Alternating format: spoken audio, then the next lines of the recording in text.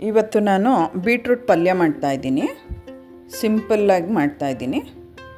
ಮೊದಲು ಪಾತ್ರೆಗೆ ಎಣ್ಣೆ ಹಾಕಿ ಸಾಸಿವೆ ಹಾಕಬೇಕು. ಸಾಸಿವೆ ಸಿಡ್ದಾದ್ಮೇಲೆ ಒಂದು ಸ್ವಲ್ಪ ಕಡಲೆಬೇಳೆ, ಉದ್ದಿನಬೇಳೆ ಹಾಕ್ಬಿಟ್ಟು ಅದು ಕೆಂಪಗಾಗೋ ಥರ ಫ್ರೈ ಮಾಡ್ಕೋಬೇಕು. ಆಮೇಲೆ ಈರುಳ್ಳಿ ಹಾಕ್ಕೋಬೇಕು. ಈರುಳ್ಳಿ ಸ್ವಲ್ಪ ಜಾಸ್ತಿ ಹಾಕ್ಕೊಂಡ್ರೆ ತುಂಬ ಚೆನ್ನಾಗಿರುತ್ತೆ ಅದು ಪಲ್ಯಕ್ಕೆ.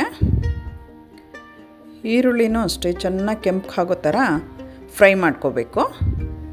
ಆಮೇಲೆ ಹಸಿರು ಮೆಣಸಿನ್ಕಾಯಿ ಮತ್ತು ಕರಿಬೇವು ಹಾಕ್ತಾಯಿದ್ದೀನಿ. ನಿಮ್ಮ ಮನೇಲಿ ಮಕ್ಕಳು ಖಾರ ತಿನ್ನಲ್ಲ ಅಂದರೆ ಒಣಮೆಣಸಿನ್ಕಾಯಿನೂ ಹಾಕ್ಕೋಬೋದು, ಚೆನ್ನಾಗಿರುತ್ತೆ. ಇದೆಲ್ಲ ಹಾಕಿ ಚೆನ್ನಾಗಿ ಫ್ರೈ ಮಾಡಬೇಕು. ನೆಕ್ಸ್ಟು ತುರಿದಿರೋ ಅಂಥ ಬೀಟ್ರೂಟ್ ಹಾಕಬೇಕು. ನಾನು ಸಣ್ಣದಾಗಿ ತುರ್ಕೊಂಡಿದ್ದೀನಿ.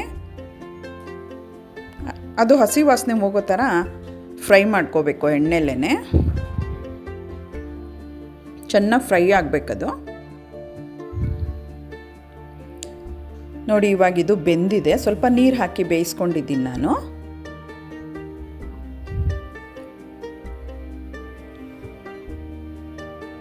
ನೋಡಿ, ಈ ಥರ ಬೆಂದಿದೆ. ಈಗ ಇದಕ್ಕೆ ಕಾಯಿ ತುರಿ ಮತ್ತು ಸ್ವಲ್ಪ ಕೊತ್ತಂಬರಿ ಸೊಪ್ಪು ಹಾಕಿ ತಿರುಗಿಸಿದ್ರೆ ಆಯಿತು.